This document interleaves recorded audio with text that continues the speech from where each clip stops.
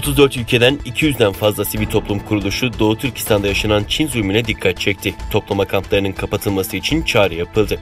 1 Nisan 2017 tarihinden itibaren Çin yönetimi Doğu Türkistan'da sistematik gözaltılara başlamıştı.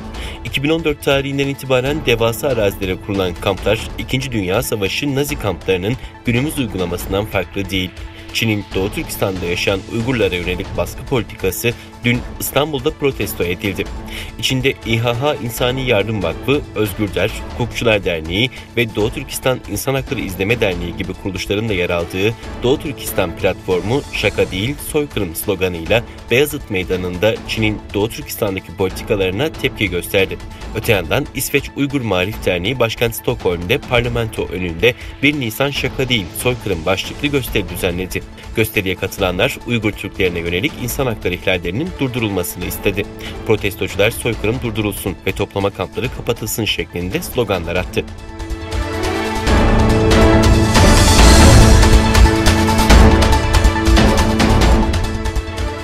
ABD Senatosu'nun Cumhuriyetçi üyesi Michael Waltz, Çin'in Uygurlara yönelik zulmünün çok iğrenç olduğunu söyledi. New Weekly'e verdiği son röportajda Çin hükümetinin Uygurlara yönelik muamelesi Ruanda, Sudan, Bosna ve Nazi Almanya'sındaki katliamlara benziyor dedi. ABD'li Senatör Michael Waltz, bir ulusun soyunu yok etmeyi planlamak ve bir ulusu yok etmek için geniş çaplı tecavüz gerçekleştirmek çok iğrenç dedi.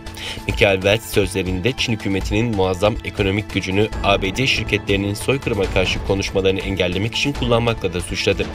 Ayrıca Uluslararası Olimpiyat Komitesi'nden 2022 kış olimpiyatlarını başka bir ülkeye taşımasını defalarca istediğini söyledi. Yine aynı gün Demokrat Senatör de Çin'in Birleşmiş Milletler Güvenlik Konseyi üyesi olması nedeniyle Birleşmiş Milletler'den çok şey beklemenin imkansız olduğunu, dolayısıyla ABD'nin ve kilit müttefiklerinin tutumunun bu konuda çok önemli olduğuna dikkat çekti.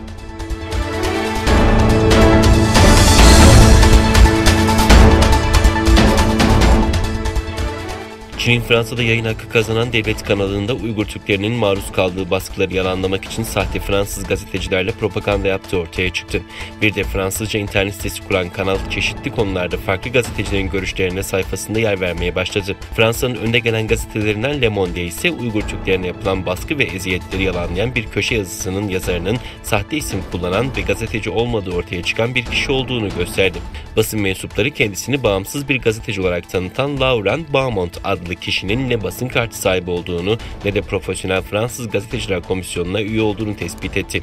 Çin için tam bir propaganda silahı olarak çalışan kişinin kaleme aldığı Uygur karşıtı yazıda ise Uygur kadınların kısırlaştırıldığı ya da azınlığın zorla çalıştırıldığı iddiaları kesin bir dille yalanlanıyor.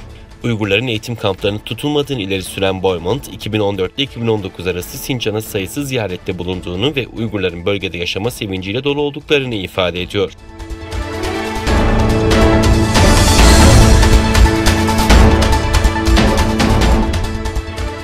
Çin Dışişleri Bakanlığı ABD'nin Hong Kong ile ilgili gerçekleri görmezden geldiğini, Çin'e Hong Kong ile ilgili eleştiriyle ülkesinin iç işlerine ciddi şekilde müdahale ettiğini bildirdi.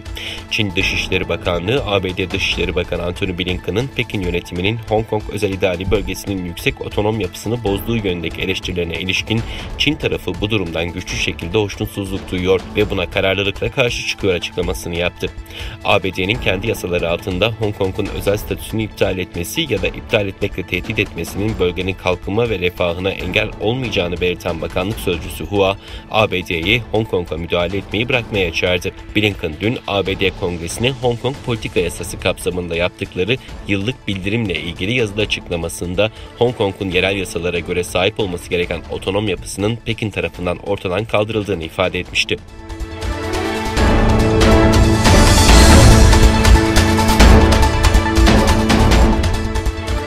Tayvan'ın doğusundaki Hualien bölgesinin trenin raydan çıkması sonucu 36 kişi öldü, 60 kişi yaralandı. Ulusal basının Tayvan Ulaştırma Bakanlığı'na dayandırdığı bilgilere göre yaklaşık 350 yolcu taşıyan 8 vagonlu tren Hualien bölgesine girdiği tünelde raydan çıktı. Trenin 4. ve 5. vagonları ağır hasar alırken olay yerine itfaiye ve arama kurtarma ekipleri sevk edildi. Kazada 36 kişinin hayatını kaybettiği, 60 kişinin de yaralandığı belirlendi. Tayvan lideri Tsai Ing-wen, ilgili bakanlık ve kuruluşların kazaya ilişkin gerekli çalışmaları başlatmalarını istedi.